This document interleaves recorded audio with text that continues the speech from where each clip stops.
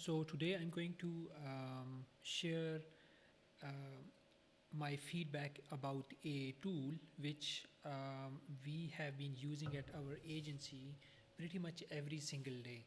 Now it has several different features that I really love. So I will talk more about the ones that I love the most, and I will briefly mention some of the others that you can check out on your own, or maybe you already have been using them at other tools. Okay, so it's called the Boomerang for Gmail tool, and I believe they also have the option to install it on your Outlook system as well.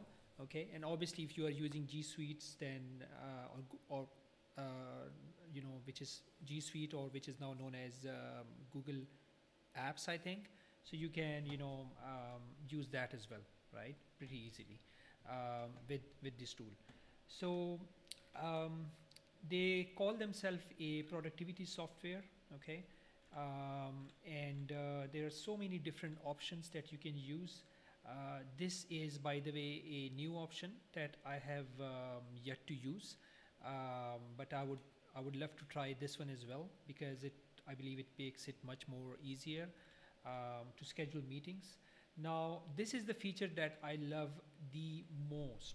Okay, the reason being that we as an SEO agency are sending a lot of pitches to different sites, and we also use Harrow, helpareporter.com, to send pitches to journalists at various large media publications. And Respondable has actually helped us improve our pitch quality. For instance, it will let us know through the Respondable feature if our subject line is too short or too long.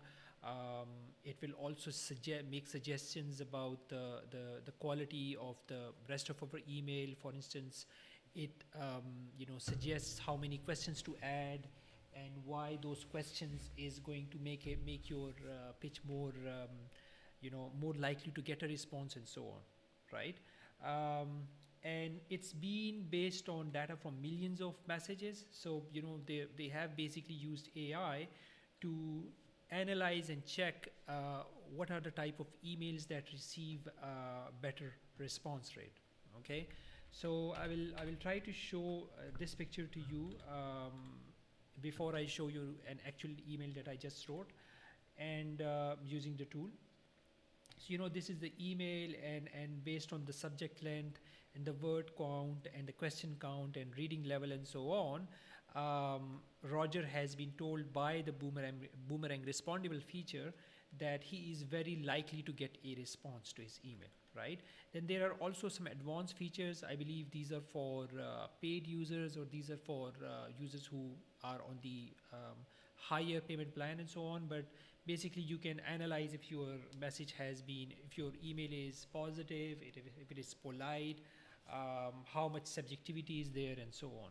Okay, so let me this is a rough email that I just wrote, and by the way, when you install it, you will see this icon over here of Boomerang, right? And you can also check it here. So you can see that, okay, sorry. So you can see that I have written an email to myself, to my Gmail ID, by the way, from my agency email address. So quick question for you. Just wondering if you are interested in meeting over a cup of coffee in SF4 this Thursday. Would love to discuss how we earn high quality links for our clients from the likes of Yahoo, Forbes, and others, and how we can help you boost your organic traffic. Let me know, Irfan, right? So it's pretty straightforward, pretty simple, and extremely short, right? So now if I click here, I can see that I am very likely to get a response. Subject length, although it's not too short, it's not too long either. Word count is quite decent as well. And if I click here, I can learn more about this as well, right? So a good length of email is from 50 to 50 words long, and actually they are saying that it's even better if you stay within the 50 to 125 word range, right? I know it's a bit confusing, but it makes it makes sense, right? Just keep it short is what they are saying, I suppose. Okay, and similarly with regards to the subject line, I can see that 2 to 4 word subject line is good, or although there's also saying here that a 3 to 7 word subject line is the most effective, right?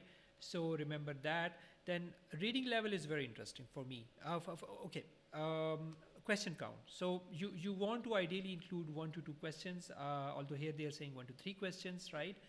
But yeah, I mean, you can always, it's also like, you can also include questions like, yay or nay, like, if you ask a question, like you make a proposal and you ask some, like, so it does not have to be like a long question, it can just be like deal or no deal, or are you in, things like that. Reading level is very interesting in the sense that you want your emails to be simple, right? Because people are distracted, they're busy, and especially when it comes to today's digital age, readers who are reading emails might be on their cell phone while stuck in a traffic queue. They may be on their iPad while sitting on the beach or something. There may be lots of messages coming in from Skype and WhatsApp and whatnot. So you want your email to be simple, right? Is what they're saying. So your reading grade level is that emails written, your emails written at a 3rd grade reading level.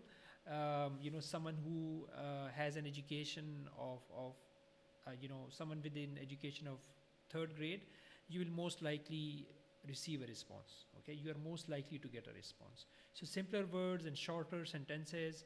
I also feel that separating your sentences, using more line breaks, adding bullet points, even making some of your words bold. Okay, so now this is not backed up by Boomerang's data, but I find it to be quite quite useful and quite helpful in ensuring that your readers can read it. Okay, okay, so help you guys, you can make this italic maybe if you like, boost organic traffic, so maybe you will make it bold. On second thought, I mean, it would have been better if I had made this into a separate sentence, right? Because I think it's a bit long, but since the overall email is pretty short, so I will keep it like that. So now you can see that I don't probably have access to the advanced features right now, although I used to have it previously. I'm not sure why that happened, but this is this is my most favorite feature of Boomerang Respondable. The second most respondable feature is that, let's say if I send this email to